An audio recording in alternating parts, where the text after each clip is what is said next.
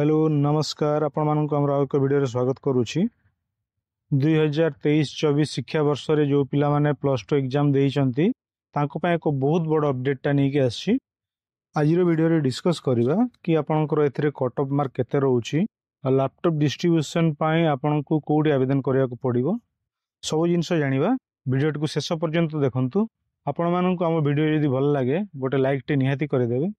जदि आपण माने आम चैनल को प्रथम थर पाई आसी तो चैनल टी को सब्सक्राइब करदेवे। देखंतु विजु युव सशक्तिकरण योजना द्वारा आपन को लैपटॉप नचेत आपन को 30,000 टंका मिलिबो।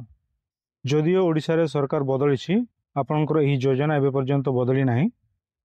तो आपण मानन को जेमिति आगरु लैपटॉप मिलुथिला सेही भली एही वर्ष मध्य आपन को लैपटॉप मिलिबो। आपण जदि एथरे अप्लाई करि नांती अप्लाई करिया पई आपन को ओडिशा स्टेट स्कॉलरशिप पोर्टल रे जीवाक पड़ियो। वेबसाइट लिंक आपन को डिस्क्रिप्शन रे मिली जीवो। आपनकर एथरे अपडेट रहउची कि आपण मानकर जो लास्ट अप्लाई डेट रहितला ताकू एक्सटेंड करिकि 23 अगस्त 2024 पर्यंत करा जाय अछि। आपनकर एथरे कोन डॉक्यूमेंट सब रहउची देखंतु। एथरे पिलांकर आधार कार्ड, पासपोर्ट साइज फोटोग्राफ एवं प्लस 2 रो मार्कशीट। अप्लाई नाउ ऊपर क्लिक करिवे।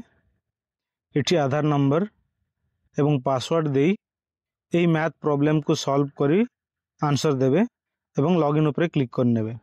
जदि आपण आगुरु रजिस्टर करि नाहंती आगे रजिस्टर करि नियंतु तापर आसी लॉगिन करी अप्लाई करि दियंतु।